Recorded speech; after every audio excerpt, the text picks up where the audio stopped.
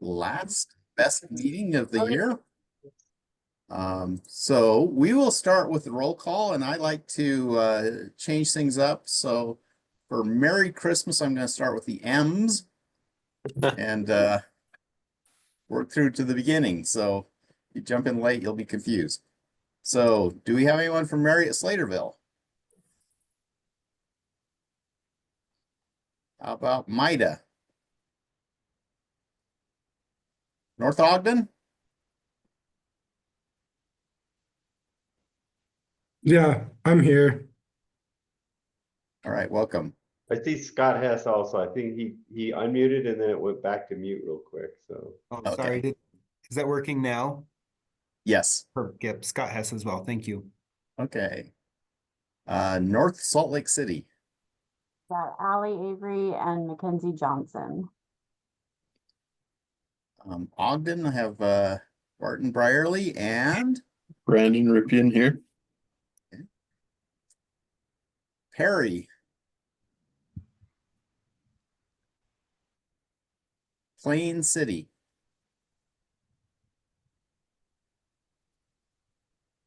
Pleasant View.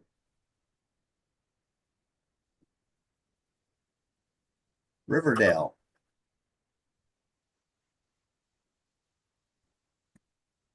Roy. South Ogden.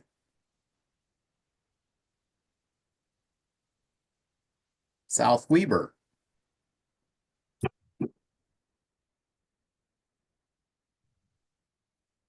Sunset. Syracuse. Present.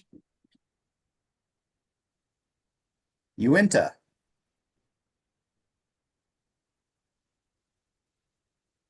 Washington Terrace. Weber County.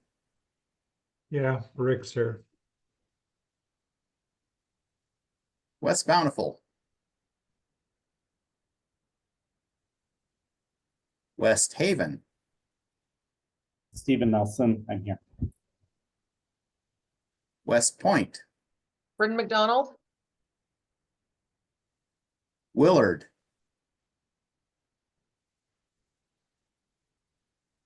Woods Cross.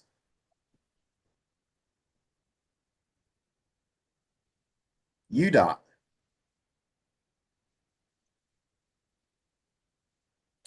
UTA. Here, Sean Cosput, your service planner for Box Elder Weber Davis. Michelle Larson, Government Relations, UTA.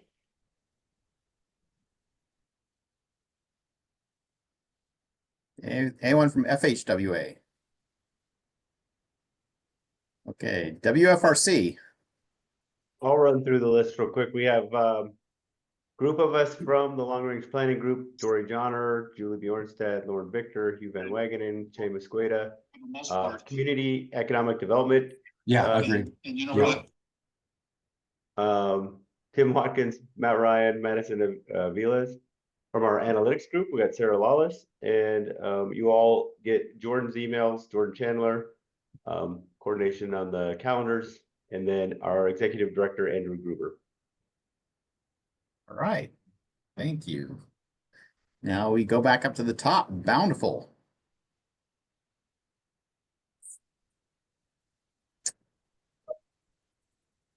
Box Elder County.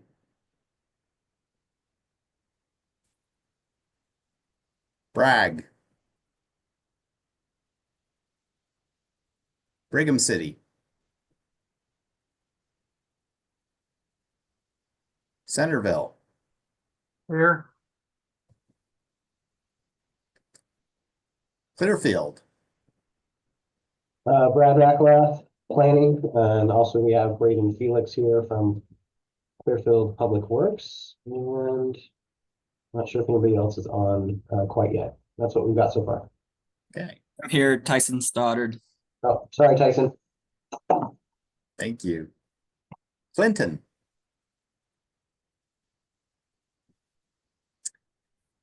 Davis County. Oh. Peter Matson here from Clinton, sorry.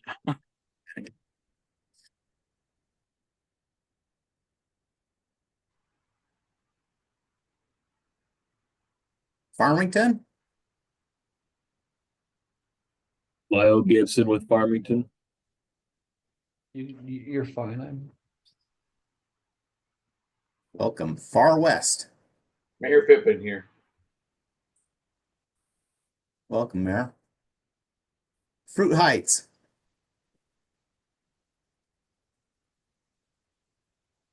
Harrisville, Here.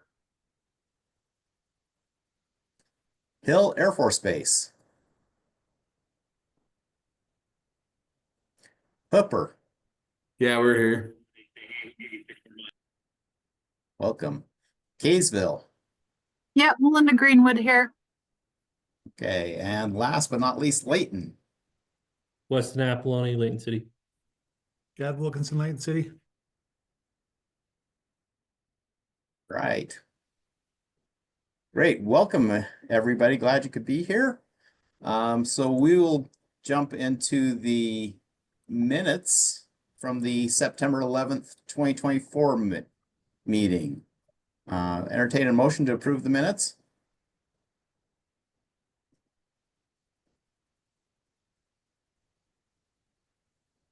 I'll motion to approve the minutes. Have a second?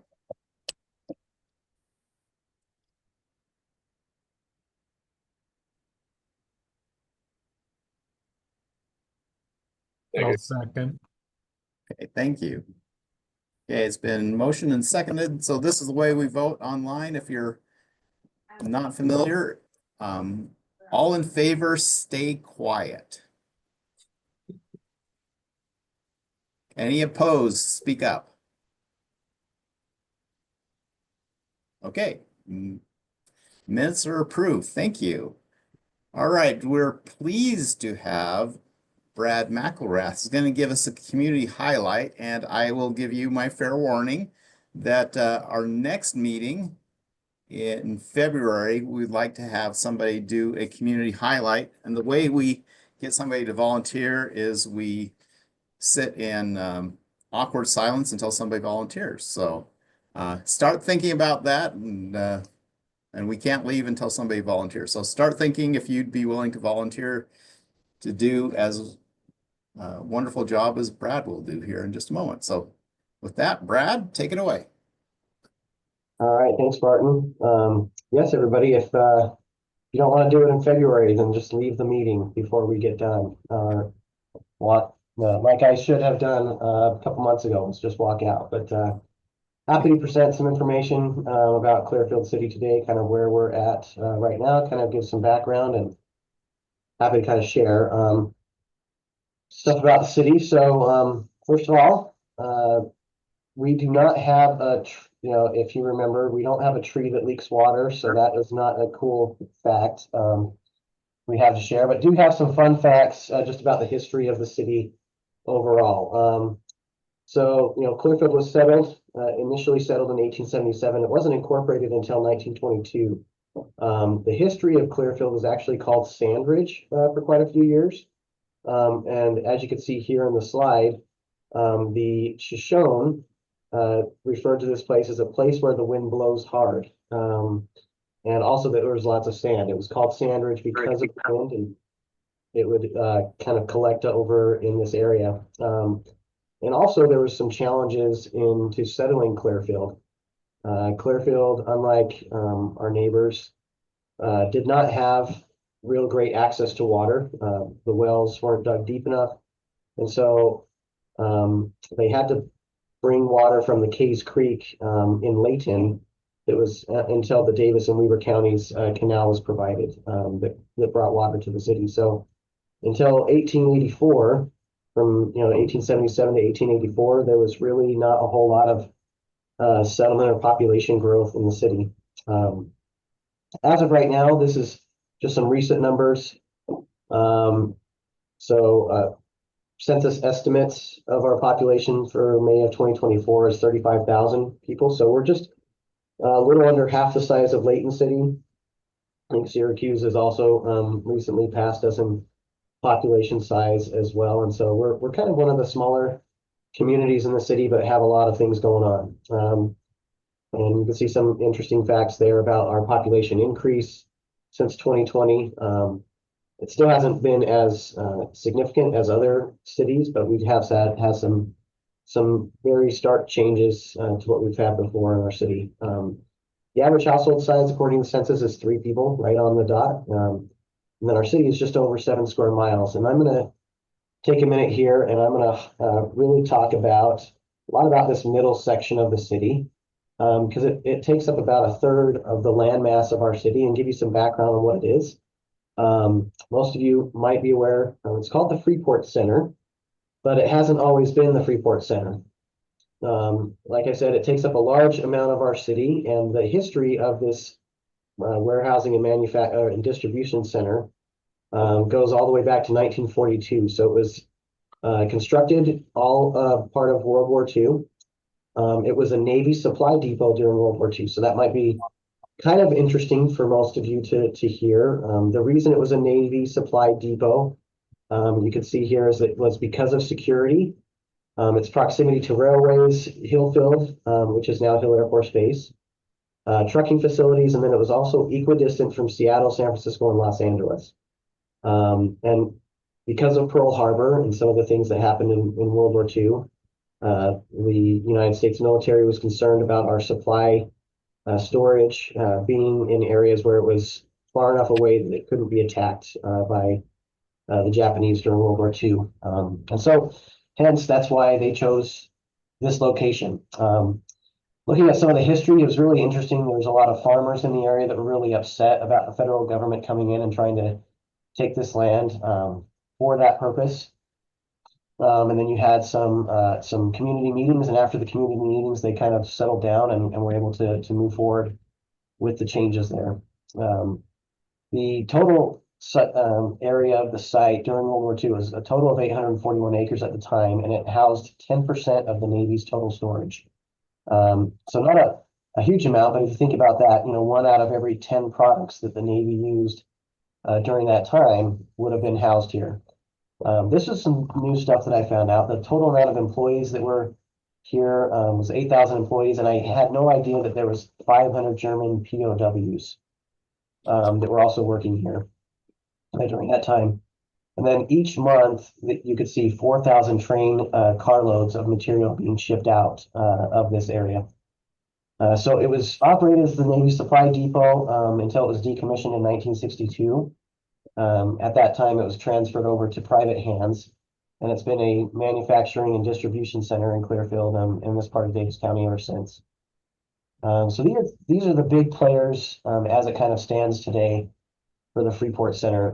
Freeport Center Associates is really the big owner of the Freeport Center. You can see that they own most of the land here. But then you do have a few other players that are included at the Freeport Center. You have the Clearfield Job Corps Center, and this, go back to the previous image. See, this is where the Job Corps is now. That was where the headquarters of the supply depot was located. And that's now where the Job Corps is. You still have a lot, there's still quite a few buildings that were there. You can have some housing that's left over here that was military housing at the time.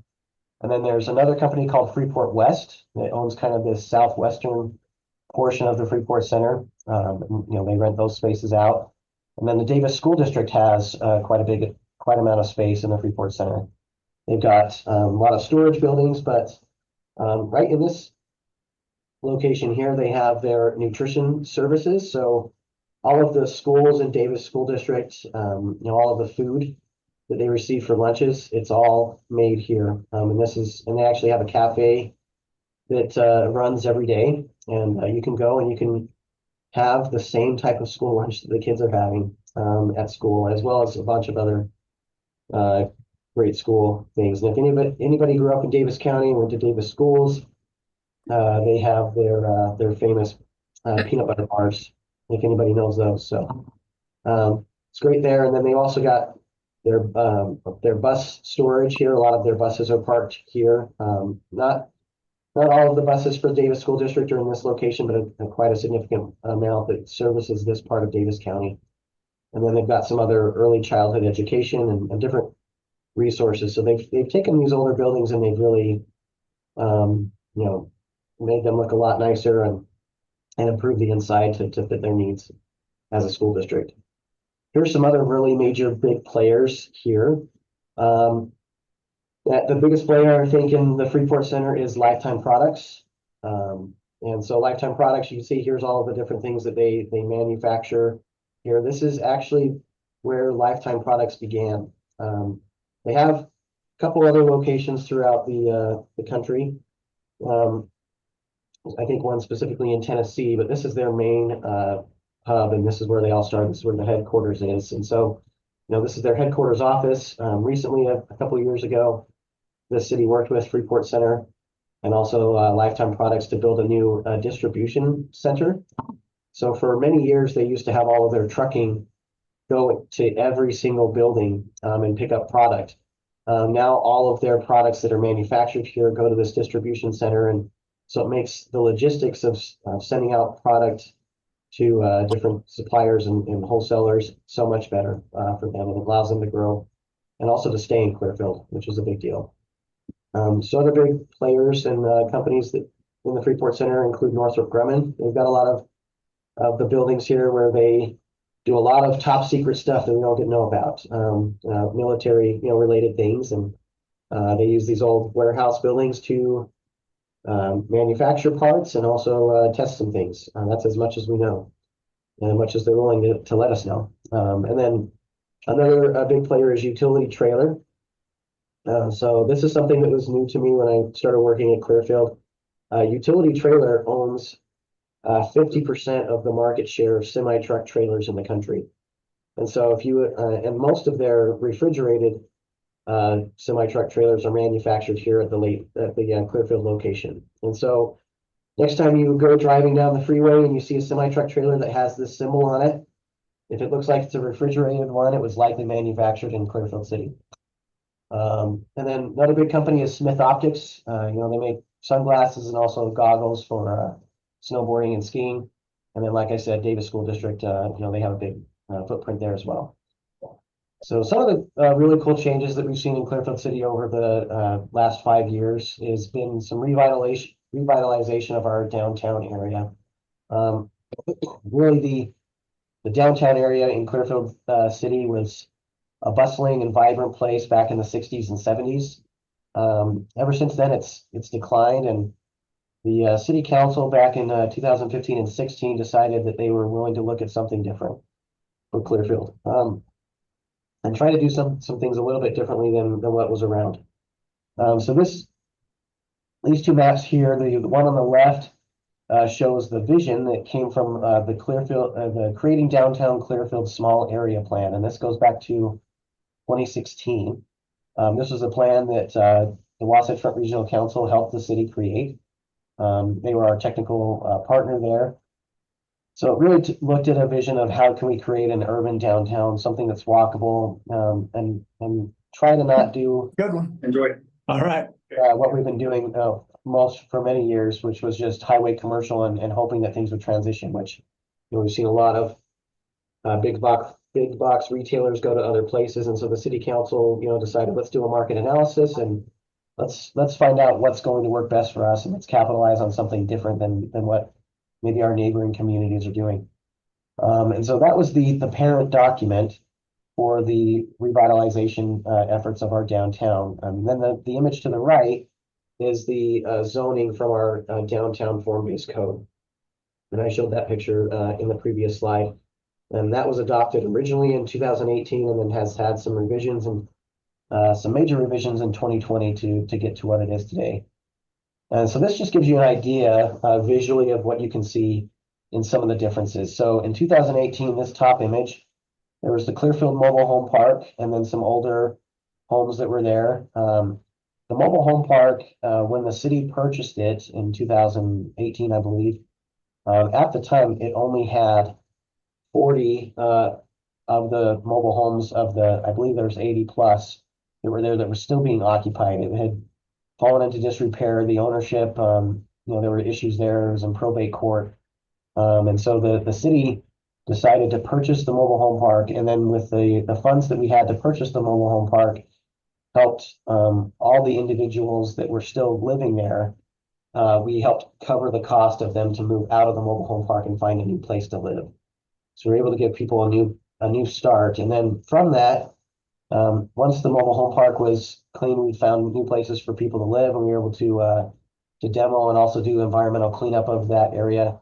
The city was able to sell the property to Lotus Company, which they have developed. And you can see right here, this is their Lotus Anthem project. There's two phases of this project. The first phase was included 210 LIHTC apartment units and 33 LIHTC townhomes. And then their second phase is all market rate townhomes, which is 65 townhomes. And then this project is just a little bit further to the south, but it's just right around this area. Also an apartment project, but they are market rate apartments.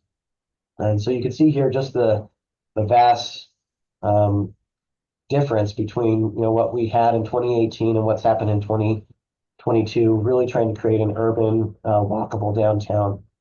And these are just some of other projects that have been completed, some great pictures of success stories. This is the tallest building that we have in the downtown area right now. It's a 5-story mixed use building. This is the Lotus Anthem project on the inside. This is the park, and this is now a city-owned park. The Lotus was the company that built the park, and then they dedicated it over to the city. So it has these checkerboard or chess tables that are there. They're granite tables. There's a pickleball court, basketball court, a swing set, and a playground, also a little dog park. And my favorite part of the dog park is that in the middle of it, it has a little fire hydrant that they installed for the dogs. So there's some humor with that. But then here's the other project that's just to the south of this project on State Street, the city Clearfield Plaza. I think the biggest, one of the things I enjoy the most about this redevelopment efforts is how much it's changed the streetscape of our city. You can see we've got street trees, and there's also, street lighting and seating that is being provided within the downtown area. This is a new Station 42 for the North Davis Fire District. They demoed their old fire station building and built a new one here. And this is a townhome project that was built by the Henry Walker Group. And then this is a new Davis County Library Clearfield branch. So our branch used to be located closer to I-15.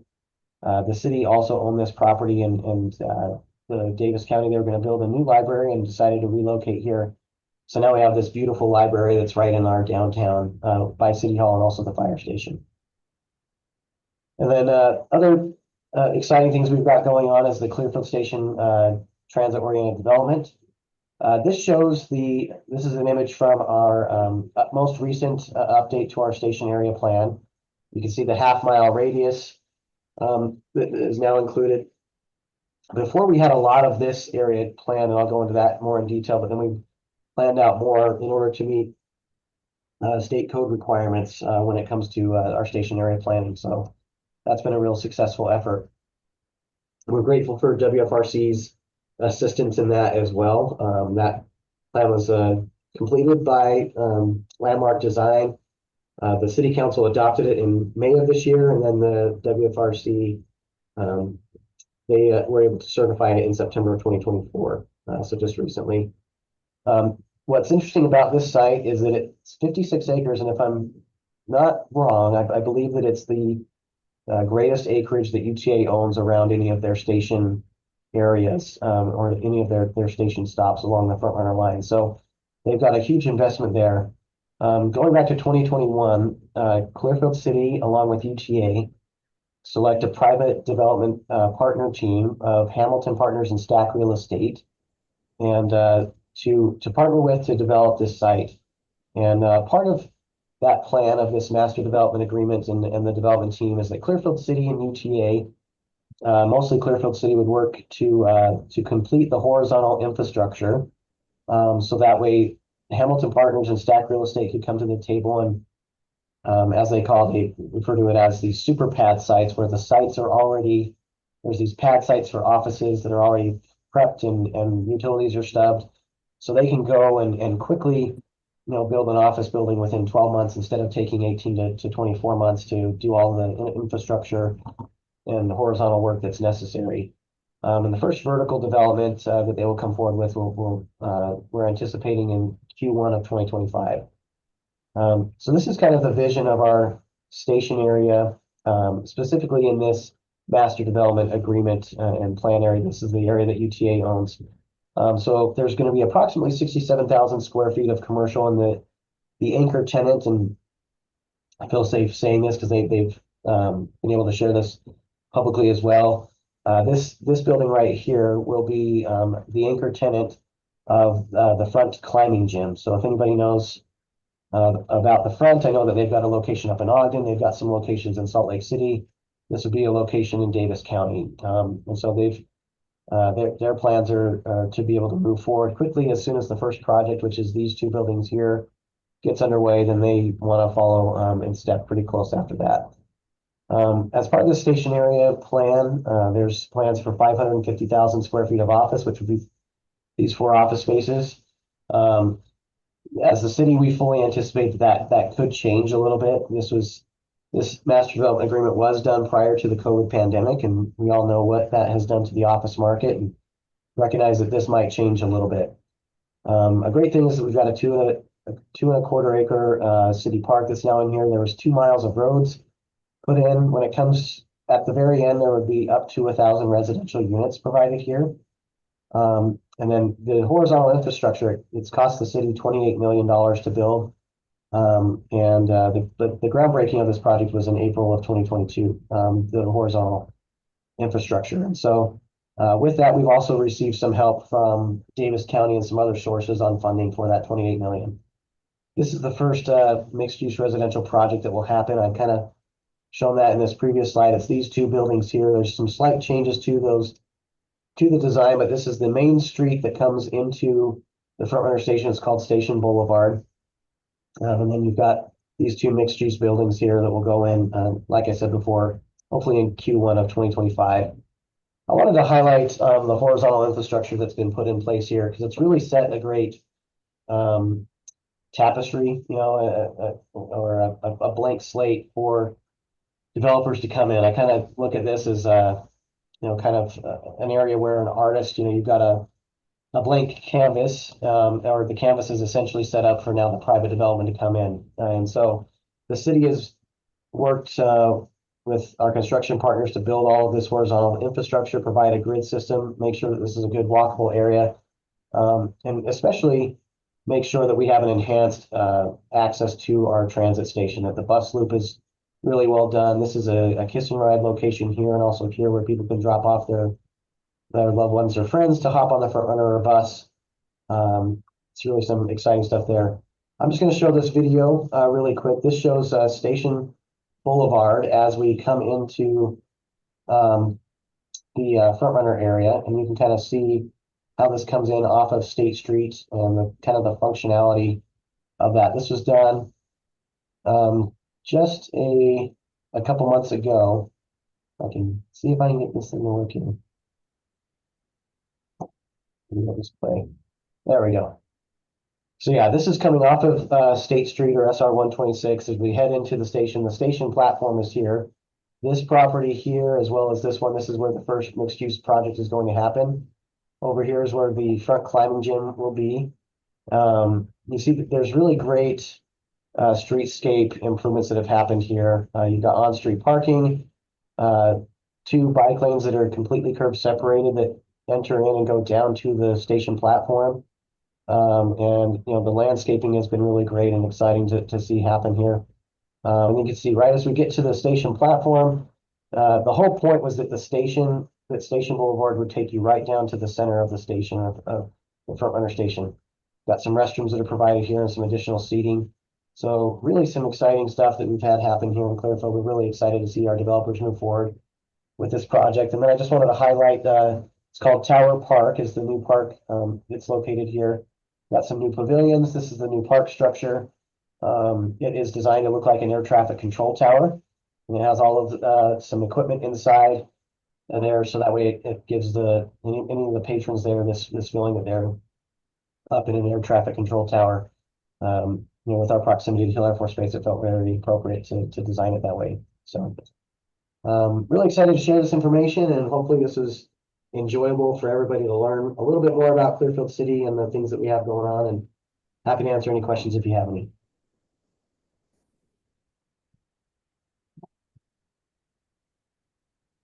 Any questions for Brad? Okay, thank you very much. That was great. I really appreciated learning about that. I learned some great stuff. Thanks. All right, we'll turn it over to Tim, who's going to talk about Wasatch Choice Vision follow-up work sessions. Thanks, Barton. Thanks, Brad, for that great presentation. Really inspiring to see implementation efforts, planning efforts to make a great TOD center happen. That's part of the topic of my presentation is land use and centers, envisioning land use and centers in the future, and the help that we're requesting from you as city planning representatives to help us refine an update to the Wasatch Choice land use vision map. Fine, I'm paying partial attention. All right, so I'll be providing an overview of how we're processing the feedback we received at the recent workshop conversations focused on the future of our region. You see here an action shot from the Southeast Salt Lake County workshop that was held in Mill Creek in November. And many of you I recognize in this meeting were able to attend one of several workshops, 8 area workshops across the Wasatch Front MPO region. As far north as Brigham City and Box Elder County, and as far south as Bluffdale and Salt Lake County. Here's a zoom in of the Northern Davis map as one example of the maps that each community congregated around a table and marked up a map with different comments focused on any updates, potential changes to Wasatch Choice land uses.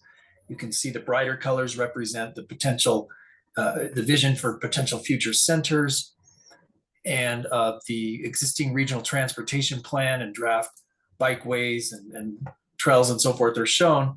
And it was an opportunity for planners, city council members, planning commissioners, other city staff to participate together in exploring what the update might be to the vision. There were 2 main workshop tasks. These were to review, affirm, update any changes to land use and also to transportation. I'll point out that the focus of my presentation today is on the land use updates, but rest assured that our long-range planning group team are spending a lot of time evaluating and extracting the comments you made for transportation, multi-mobility transportation, and they're going through a similar exercise to assemble all of those comments, digitize them, and prepare them for analysis and evaluation with the land use layer. And they will be checking in with you throughout this coming year in one-on-one meetings and so forth. All right, so here's a view of the current Wasatch Choice Vision Map adopted in 2023. And we are in the next 4-year process to update the Wasatch Choice Vision and the Regional Transportation Plan. Here's a view of the Wasatch Choice Vision with the land use layered with all of the future transportation choices and opportunities. And that leads to the adoption of the Regional Transportation Plan, which was last adopted in 2023. It has a horizon year of 2050. Our current focus to update the Wasatch Choice Vision and Regional Transportation Plan from 2024 to 2027 will focus on a horizon year of 2055. All right, so just a bit of a view of where we've been and where we're headed as part of this 4-year update process. Some of you were perhaps able to attend the Menu of Centers webinar in September. I'll show some of the images from that webinar, and we are getting closer to being able to publish those images that could be useful for conversations about different center type opportunities in your communities. And then we held the 8 regional workshops in October and November. And now we're at this point highlighted here that points to January 2025, when we will be sending an email out to the planning director of each community inviting each planning department to collaborate and participate in refining the draft land use map updates. And so I'll be sharing a utility that has been created for that collaboration to take place. And following that exercise and some refinement to the final land use draft map, we will send that back out to cities so that you can look at it with your city council members, planning commissioners, other city staff, those who participated in the workshops and otherwise might want to review it in a, say, a work meeting or discussion item in a city meeting, to verify that this does indeed represent your vision.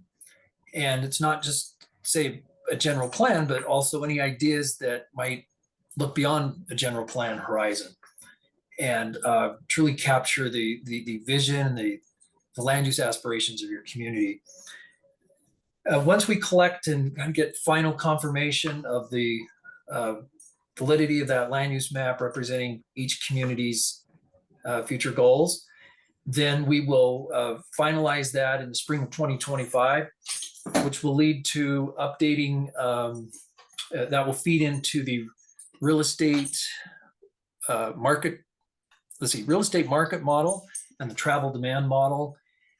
There will be updates to preliminary households and jobs forecasts, and that will then inform travel demand modeling as long-range transportation works towards, our long-range planning group works towards a preferred transportation scenario that will go back out to communities in fall workshops of 2025. So that's a little bit of where we're at, where we're headed.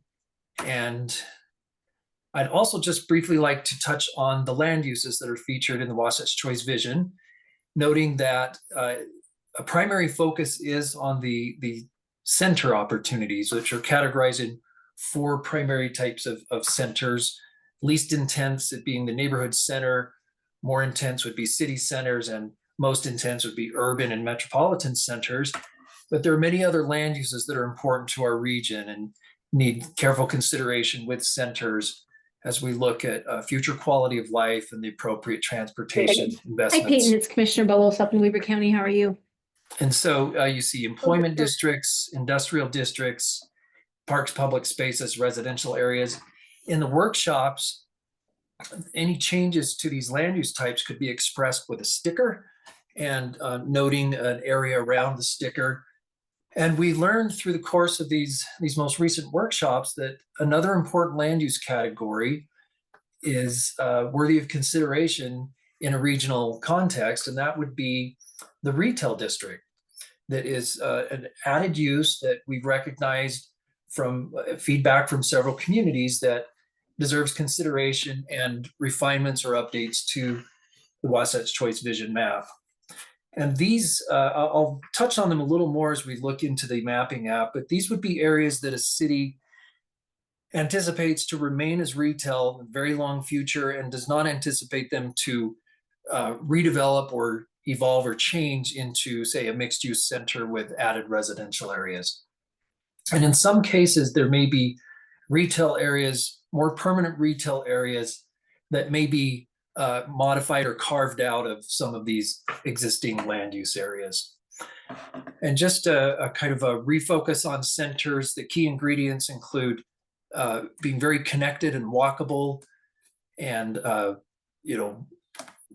for bike and ped as well as vehicle trips and transit, very well connected, having a mix of uses including residential, and that centers are more intense than their surrounding area.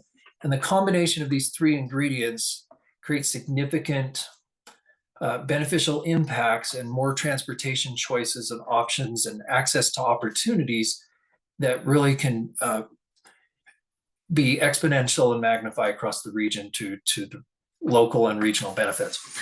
And I mentioned earlier the menu of centers and these graphics that are newly available. This one depicting neighborhood center, showing those key ingredients at a less intense scale, perhaps 1 to 3 story, perhaps served by a standard bus, but with good connectivity, walking, biking. And a city center might be a little more intense, say up to 4 stories, that might generate demand for, say, an enhanced bus service with more frequent headways. Urban center might be 2 to 8 stories and perhaps served by bus, rapid transit, or rail. And the menu of centers also features some existing conditions, these being prototypical existing conditions, this one showing aging commercial development and how it might transition into redevelopment, infill development, such as this urban center. Okay, so I'd like to now get into the draft, what we call the draft land use update mapping app. And so I'm going to actually share this link in just a moment with you, but first make you watch me run the app just a little bit. And then I've invited some comments from our friends in Layton City. So I'll provide a cue for Chad or Weston to jump in and comment a little bit. So, all right, I think you can all see the app. You see 2 maps, one on the left and one on the right. I just need a thumbs up maybe from Barton. You see that? Good. Okay, so the map on the left you see labeled in the lower left-hand corner is represents current land uses and centers of the presently adopted Wasatch Choice Vision Map from 2023, whereas the map on the right represents proposed land uses and centers for 2025 update. And so as I zoom in, and by the way, one of the nice tool functions is that you could type in a city. Let me just start with Brigham City. And it will zoom right to that city. It only shows the city boundary of one city when you select one city. If you want to see the boundaries of all cities, you just have to zoom in manually with the scrolling wheel on the mouse. But you can see from left to right the differences in color and location of some of these land uses. And these reflect the updates digitally to the workshop map comments that were provided in our recent round of regional workshops. And you also see a couple of question marks, and that would be something that a city planner could click on and see that there's maybe some questions that we had at WFRC as we were digitizing different comments and markings on the map. We just wanted some verification and need some verification, or we didn't quite dare take a stab at how to draw a particular land use, but just wanted to call your attention to those areas. I would note, however, that anything drawn on the 2025 map is up for your edit, your review, knowing as you know your communities best, and you perhaps could better represent what was being expressed at the workshops. All right, I'll also point out that there's this little select tool that you can click on any one of the land uses and see what description, information, and land use type it is. So that's more of a reference tool. I will now zoom to Layton City. I had the opportunity to sit with Layton during the North Davis workshop and listen and learn about the community and facilitate that conversation. So you see there were a fair number of comments that changed what we see as the previous or the current land use vision on the left, and some proposed changes on the right. And I actually need to delete this. This was a little practice comment. So I'm going to delete that, lest Chad and Weston think that I'm proposing something that shouldn't be there. All right. I will eventually delete that, but at any rate, that's what a comment looks like when it's made on the map, is you have the opportunity to click on either a point and place a point. Let's say that this is a boundary that is correctly drawn, but you might propose to change the land use from education center to an industrial center, and I could make a note about that. And then I just put my name or contact info so that we could know who made the comment and follow up if any questions are needed. Probably don't need to include an email in every comment, but at least a few of them would be helpful. All right, so that gives you a sense of how the app functionality generally works. But I'd like to invite Chad and Weston, if you'd just like to comment a little bit. There was getting back to this idea of stable retail areas, areas that are not likely to change into, say, mixed use center or other use. And also we had a kind of a mixed use corridor. I'll note, if I can just refer to the legend briefly, that currently we have the retail, this new category of retail district or stable retail. It's shown as blue, which is not a common color, but we wanted it to stand out in today's presentation. So this brighter reddish orange color would be urban center, and city center is the darker orange. But Chad or Weston, would you like to just describe a little bit of some of the changes that we see from the current land use map to your proposed future, and how we're doing in editing those? Yeah, sure. Thanks, Tim. I think this map's pretty fantastic, by the way. So if you could go over to the Highway 193 and Church Street Town Center. So this is something we identified in our general plan that was adopted in 2019. This, you can see the difference between the orange and the on the 2023 versus the 2025. The 193 has just created such a barrier. We've got some multifamily housing on the northern portion, that orange portion, and a fair amount of commercial in the blue section. There's a grocery store. It's a Walmart grocer, and a lot of strip shopping areas. But there's just, because of that 193, it creates such a solid barrier that creating a true mixed use connection between those two sections really makes a difficult town center. So we've recognized that we probably should pull back a little bit on that, and so you can see that in our comments. We've got another one on Antelope Drive and Main Street. This just came about because of previous agreements that were in place, that the property sat for a while before it was actually developed, but then when it did develop, it developed with those agreements. A lot of it's hospital, but on the corner of Antelope and Main, which is just the end of that, kind of to the left side of the screen where it's blue and reddish. That area, yeah, that center right there, Tim's got it. That area really just developed in such an auto-oriented way that the majority of the properties are really medical and stable retail around. And so we felt like we really needed to pull back from that being a town center, moving to more of a retail district, and focus more of our town center efforts on the other town centers that we have. Thanks, Weston. And then here's some other area that we've drawn in as retail district. And then we made an attempt to capture your mixed use Main Street overlay.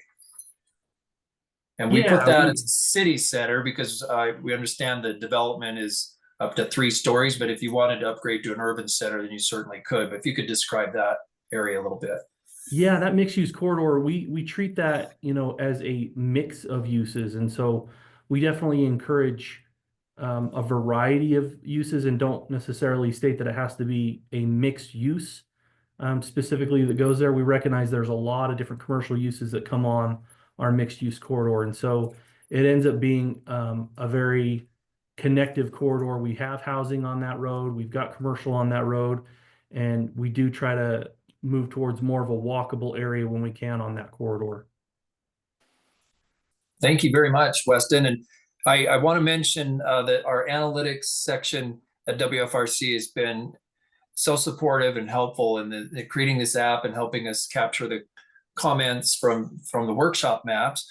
And in particular, Sarah Lawless, as a data scientist, has created this app, and she, I believe, is in this call and ready to listen to any notes or comments from you. So I just put in the chat a link to this. And depending on how much time we have, Barton, I'd just like to encourage you to click on it, open it, maybe play with it a little bit, you could email or chat your comments. If you have a few comments now, we'd love to hear your thoughts about it. Any refinements, any we want to know how intuitive it is for use, and maybe any questions about how you could comment on refining, even going in and drawing more precisely some of these areas, or carving out areas that maybe we've overdrawn. And so I'm just going to pause for a moment and invite any comments or questions.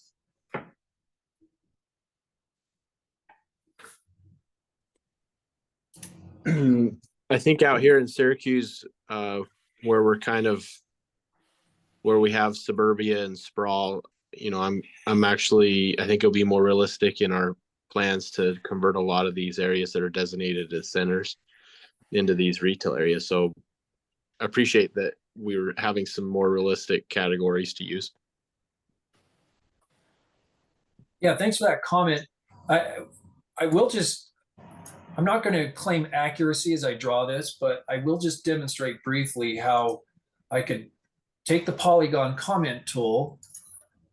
I could take a portion of what's designated as a town center, and if I feel that there are areas that are not likely to, that might be distinctly stable retail that really don't belong in a mixed use center, then I could designate that area. And then I would select from this land use change menu, and I could say, make this a retail district. Or let's say that it's not retail and it's not part of a center. I could say remove this land use area. Or I could change it to other, and then other would just be defined by whatever note that I might make. So this is the way that you kind of go in and carve up the existing proposed land uses, or draft land uses, I would call them. Of course, put your contact info name in. And then you could go in and be very precise and zoom in and out and draw very specifically if we've missed something or you'd like to refine in any way. These tools are here and available. I'll also just mention you can go back to create features and determine whether you want to, if you're trying to delete something, you have to go back and then discard that edit. But thanks for that comment. Any other questions or comments? So you'll have this open for a bit for us to play with? Yes, and we could also provide it for maybe a week or so following this meeting with some basic instructions, and just love any comments about your experience in using it. The comments will not be recorded until we send out an official updated version for city planners to help us refine land use in January. Okay, great. Thank you, Tim. Appreciate that. Thank you. Okay, so we're going to move on to the next item. Discussion of the 2027-2055 RTP project evaluation criteria. And I just see long-range planning team. So who's ever going to take the lead on this? Yeah, I'll take it. This is Julie Bjornson from the long-range planning group. So Tim was discussing that we recently met with you at this year's fall workshops. And at that workshop, we asked you not only about land use, but also about your transportation ideas. Remember, we did an aspirational transportation exercise. And you might be wondering what we are doing with your feedback. So today we're going to be working through or presenting to you the process that we'll be using, taking all of the feedback from the workshops and other meetings and evaluating them through a set of criteria. So we'll walk through this process. We're asking for your feedback, not only on the process, but on the individual criteria as well. And I'll recognize that our RGC chair, Mayor Dandoy, is here with us. And so rest assured, Mayor Dandoy, that we will also bring these criteria to RGC as well for buy-in. I don't know if you wanted to say hi, Mayor Dandoy, if you just want me to keep going. Okay. So I will put in the chat the concept board that we are working through, as well as I'll share my screen with you. If you are having difficulty getting into that concept board, please let us know. Otherwise, feel free to join the board as well, because we are asking for feedback from you all. So this board will be sort of the process at the top, and then the individual criteria at the bottom. So I'll start up here with our process. And there is a little something different this year than in years past. And that is this idea of exploratory concepts. And we'll go over that in a second. So what we are doing in this process of getting something from an idea to whether it's in the regional transportation plan or not, we'll start with the projects that are on the 2023 RTP. What we heard from you at those workshops. We've been meeting with stakeholders from throughout the region, getting their ideas, as well as a public comment map. And all of these ideas that we're getting will get evaluated first through a preliminary screening. This will screen for basic ideas, ensuring that the idea is sound, that it has buy-in, that there's no major impacts, let's say environmental impacts. And if a project moves through this screening criteria, then we're considering it for inclusion in the vision. Otherwise, we'll kind of set it aside until something changes. We'll be going through this preliminary screening by mode in just a second. For those projects that pass this preliminary screening, we will then put those through a technical evaluation. That technical evaluation is similar to what we've done in years past. Generally, that technical evaluation is up here, but now we're adding this extra step for if a project is meeting that technical evaluation, meaning that, for instance, their ridership thresholds or capacity thresholds for Y means, that would go through to the regional transportation plan and then get phased, as you guys know, by need and then financially constrained. If a project does not meet that technical criteria, it's going over into this exploratory concept bucket. And we're saying that these ideas, they'll be identified and displayed, but they're not necessarily endorsed. So these concepts could be projects that need a little bit more detailed study or review. Maybe they need more coordination with communities or with transportation partners. It could be an aspirational project that we want to strive for, but might need a little bit more something to get it going, like an increase in plan development.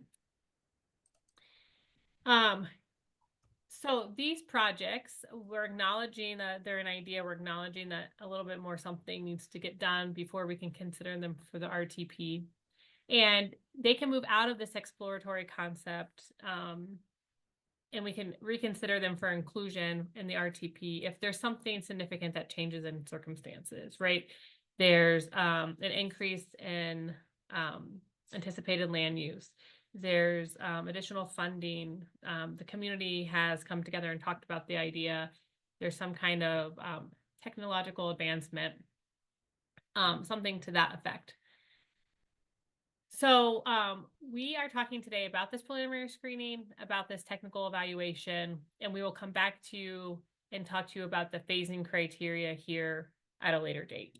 Before we get into the individual modes down below, can I clarify anything about this process that anyone might need, or does anyone have any questions about any of the steps that we're taking? Okay, feel free to interrupt us at any time because it is hard to see if we're sharing screen. Julie, I take a quick second. I just put in the chat, but just to encourage everybody to jump in. It looks like only maybe 8 of us are in out of the 44. And if you can click the link Julie put in the chat, this is how you'll be able to give us comments, which is what Julie's going to explain next. Yeah. So as we go through, and this will be available after the meeting. We'll share it again when we do the follow-up email.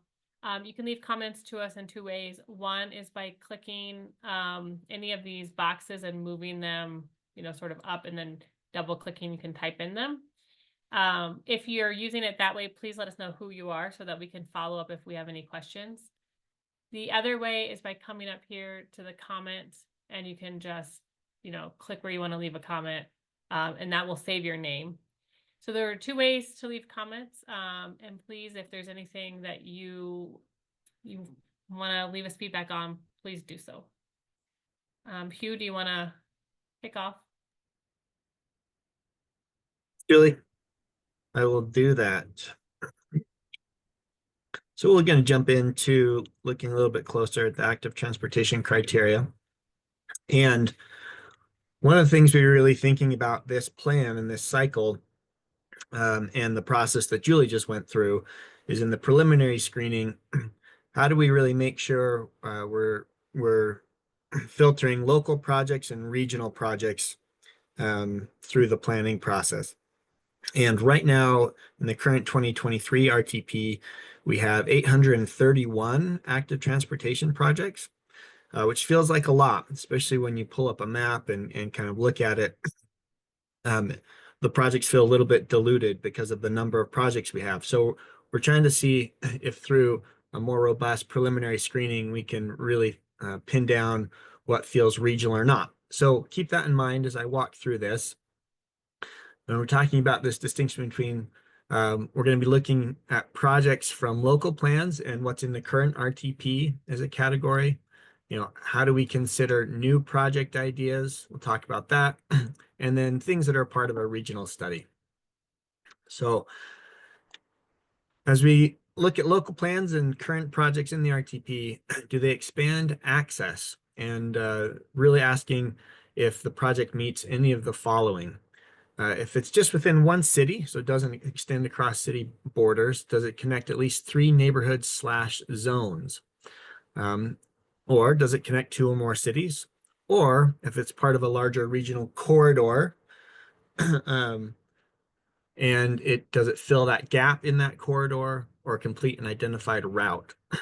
Or maybe it's a project that connects 2 regional projects if it meets certain criteria. One thing we're looking at here is, do we want to consider any project that's within a station area plan boundary to help facilitate first and last mile connections? So those are considerations for expanding access. Regarding facility type, we have a bunch of different facilities called out. We're trying to consolidate that again and simplify for the, again, big picture regional purposes. So want to consider bike lanes, buffered bike lanes, separated bike lanes, cycle tracks, very similar shared use paths. Neighborhood byways, we do have those in the plan. Often those seem to be serving just local needs. So it could be a neighborhood byway or bicycle boulevard. If it's part of a longer route, those longer corridors, or maybe part of the Beehive bikeways. The only soft surface trails we really consider in the plan now are things like the Bonneville Shoreline Trail, because it's so massive in its regional reach. And then, if there's a point project or an intersection type project that crosses a major barrier, those are the things that, and the barrier can be any number of things. We'll talk a little bit more about that. So I'll just ask really quickly, any questions about this expanding access and facility type or comments? Again, feel free to put them on the comment concept board. I'm just going to take a brief pause and then, okay, so what about new project ideas, things about coming out of the workshops or other public comment or stakeholder outreach? Well, we want to make sure those projects also meet the criteria under expanding access and facility types. But also, if it's a new idea, well, does it have some sort of concept that's been developed or it's in process through transportation land use connection or some other planning process? Maybe it has funding, maybe it has a name and identity or logo, right, that the community sort of adopted. Those are sort of indicators that will help us filter through these new project ideas to move forward through the preliminary screening. And then maybe it's part of a regional study like Beehive Bikeways or the Utah Trail Network, or an environmental document or something like that that hasn't been looked at in another study, but as part of these studies Those are all things that could move it forward from this preliminary criteria into further screening for the regional transportation plan. So unless somebody interrupts me, I'm just going to keep going and talk about the next phase, right? So now, instead of whether or not it should be local or regional in the technical criteria for active transportation, really want to see is it ready to be in the regional transportation plan like Julie was talking about. So if it's included, it could be included in the RTP if identified on BI bikeways or the Utah Trail Network. We know those are regional networks in and of themselves, but there might be some projects that are really aspirational, and the feasibility, does it pass a sniff test regarding cost, or if there's right-of-way constraints that are clearly challenges to overcome, maybe it gets pushed out over into that exploratory, holding pattern type of project for future consideration. Again, overcome a major barrier, probably move on as long as it's meeting that sniff test for feasibility regarding cost and right-of-way. And then we also have a bike model that's similar to the travel demand model that is new to us, but we're looking for ways to use it in our criteria here. And thinking about putting a threshold in for, if it's a new project, how many new bike trips does that project attract to it, assuming it's built. We don't have a number for that quite yet, but before we get really into it, just curious if you folks are interested in us doing some of that a technical evaluation. And then, does it serve a major destination not otherwise served well with regional active transportation? So those are all optional, and then it must meet these criteria: has community support, like city support, adjacent agency support, say it's a UDOT right-of-way or UTA right-of-way, minimal impacts to sensitive lands, and if there's a landowner that isn't a public agency that is a major player in the project, do they have some buy-in? And if not today, again, maybe it moves into that exploratory bin and we hold on to it for future consideration, but don't move it into the RTP to be considered for phasing. So that's the active transportation portion of this. And again, please put your comments down, reach out to us individually. Otherwise, I'm going to hand it off to Lauren.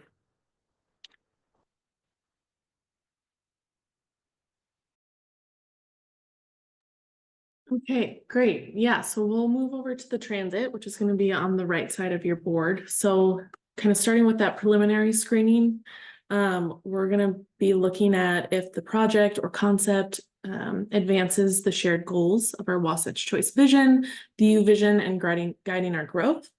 Next, we'll look at the community and transportation partner support and seeing if this concept or project has buy-in from the communities that it's in and impacts, and then the transportation partners as well. Then moving on, we'll be looking at the meaningful planning analysis of the concepts. So has the project been previously conceptually reviewed? So that could be anything from kind of an analysis or it's within a master plan, things like that. And then looking at the next one, the project has undergone some sort of study. Moving down, the next things that we'll look at are the viabilities. So the financial reasonability, if a project serves other important goals, so looking at economic development, opening new markets, or centers vitality. And then we're also looking at if the project or concept meets a need for future growth assumptions. Next, we'll be looking at the community and environmental impacts. So we want to make sure that the projects or concepts don't have a significant impact to or loss of homes and or businesses. Then we'll also be looking at if the project has a significant environmental impact.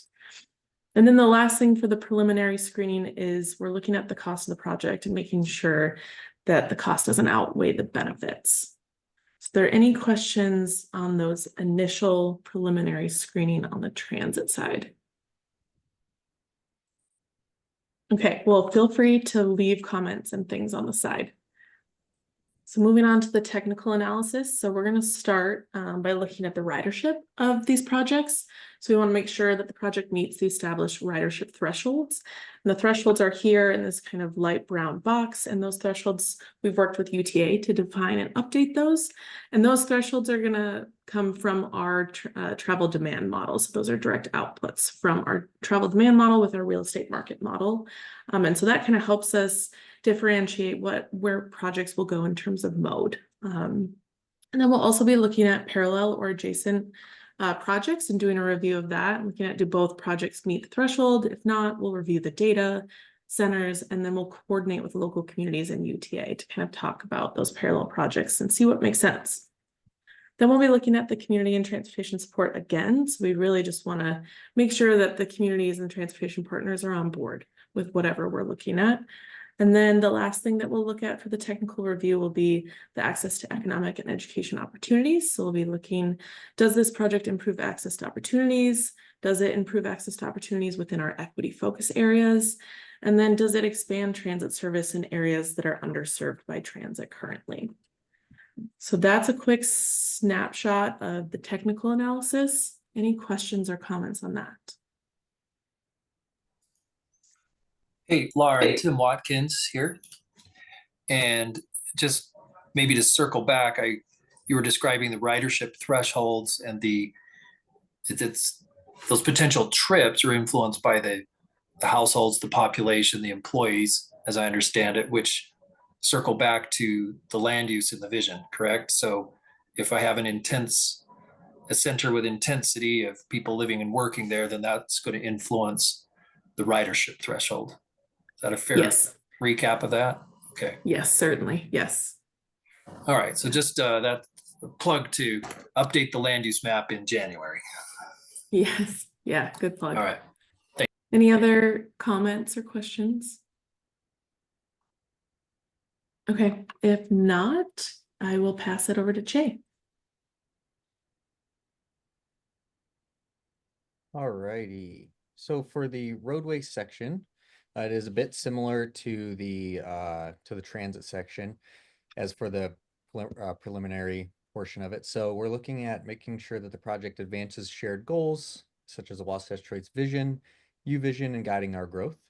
We're looking to see if it has community and transportation partner support, just making sure that it has that buy-in from communities and our transportation partners. And then that there's been some meaningful planning analysis of the concept. So one of these needs to be met. So the project needs to have been previously conceptually reviewed, or the project has undergone some form of study, or the project is already in a transportation master plan. And then for viability, all of these need to be met. So ensuring that the project does not hinder development intensity assumptions in centers, that it enhances employment in industrial centers via better roadway connection or connectivity, that the project meets a need for future growth assumptions, the project has an identifiable problem it solves, and the project meets professional judgment. For community and environmental impact, all these need to be met as well.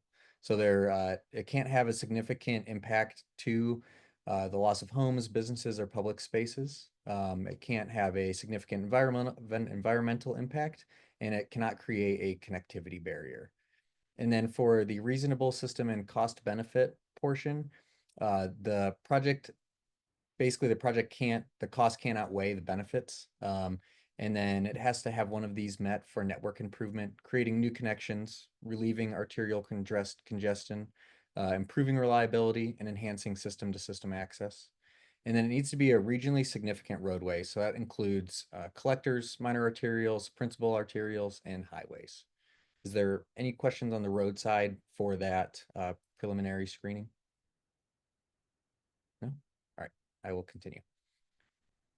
So for the technical side, for projects that for capacity, the project needs to be identified through the congestion management process and/or it meets volumes thresholds for additional lanes, and a project improves V over C over no build. So right here we have our daily thresholds for collector and arterial roads.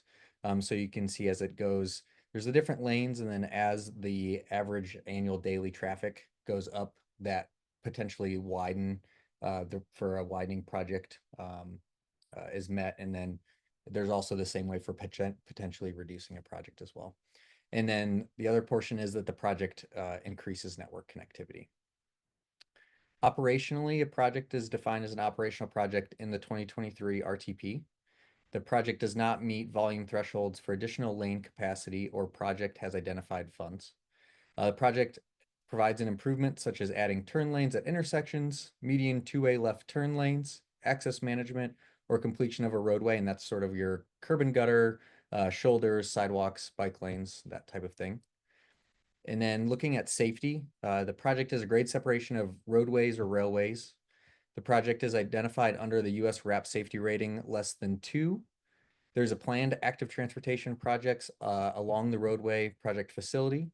Then also, and this is new for our comprehensive safety action plan that our short range team has worked on, that the project is identified in that plan or that the project aligns with the comprehensive safety action plan.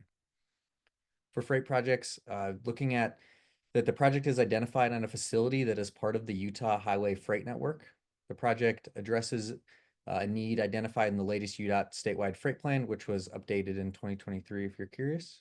And then the project addresses an area with high commercial vehicle activity and found to intersect or is within a Wasatch Choice industrial, employment, or retail center.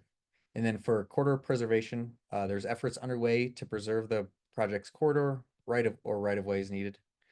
And then connectivity, the project increases network connectivity, and the project was identified through a Reconnecting Communities project. So there is a lot in there. I'm not sure if anybody has any questions specifically for roads, but would happily answer them now or later if you'd like to reach out.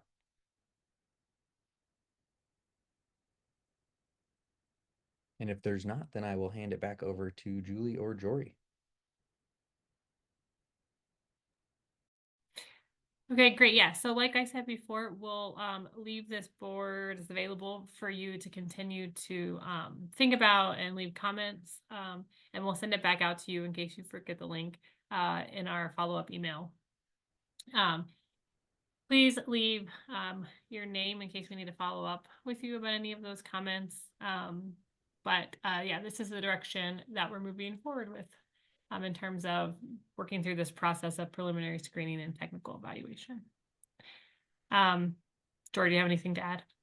The only thing I was going to add is that we're going to work pretty closely with UDOT and UTA as well on this. And then eventually we have Mayor Dandoy, our RGC chair. We'll work with you, Mayor Dandoy, and figure out the best approach of what to present to the elected officials. And we also have, Commissioner Bolos and Mayor Fippen on here. So, if any of the elected officials have input or thoughts, that'd be good for us as staff to hear as well. But ultimately, like I said, it's going to be brought before at least the Regional Growth Committee board for review. Thanks, Barton. All right, thank you very much. Appreciate that, and I appreciate the opportunity to give feedback in that great way. So, all right, we are to future topics. We're going to have our next meeting in February. It's going to be virtual. Is there anything that anybody would like to have discussed? We have the power to do that. So if you can be how to do the CIP, issues with your planning commission, issues with growth, issues with access to UDOT roads, anything that, any topics that you'd like to see discussed.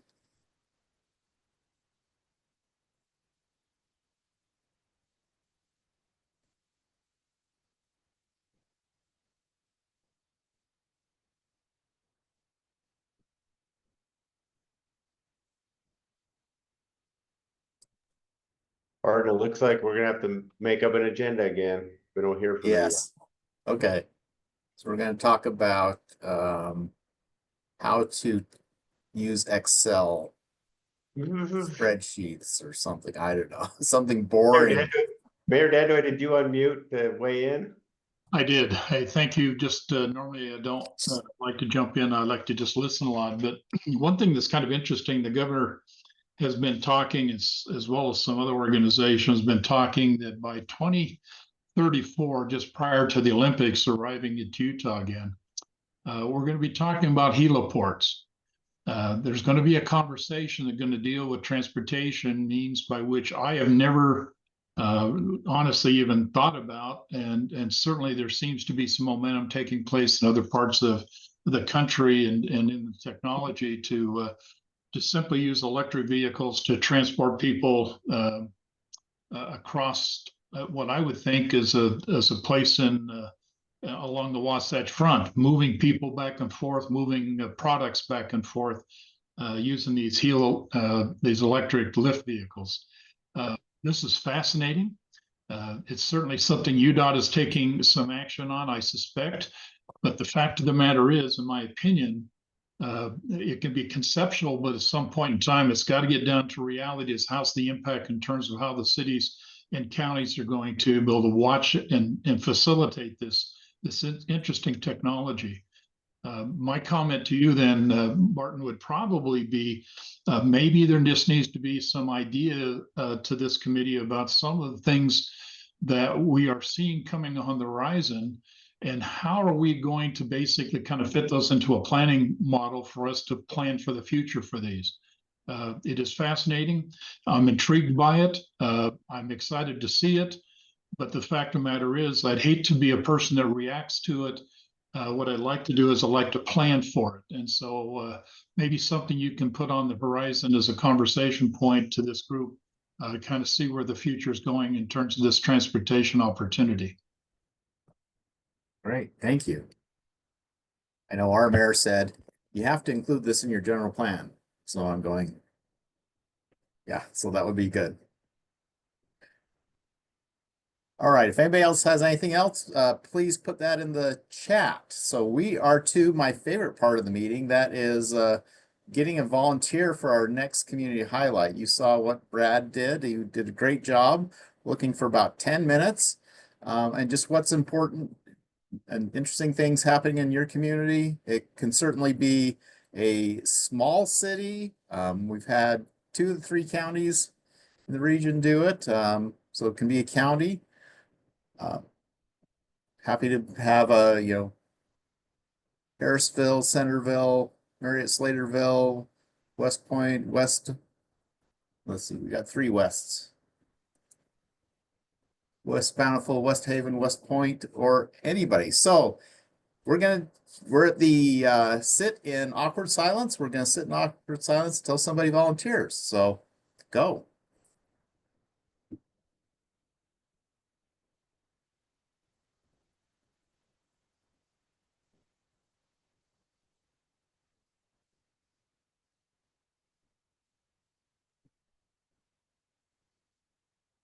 Layton can do it. Layton, okay, thank you, Weston. Appreciate that. We will look forward to having you in February, and we'll follow up before the meeting on just what on that. So Sounds great. Surprisingly, no one just like got off the call because we're not actually bound to sit here in silence. okay. Well, with that, is there any other business that we have to?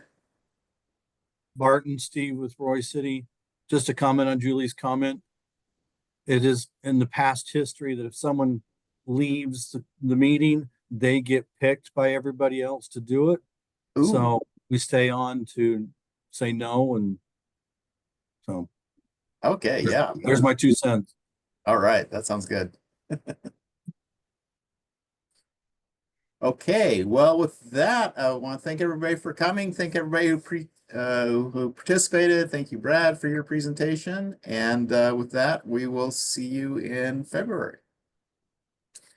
Thanks. Thanks, everyone.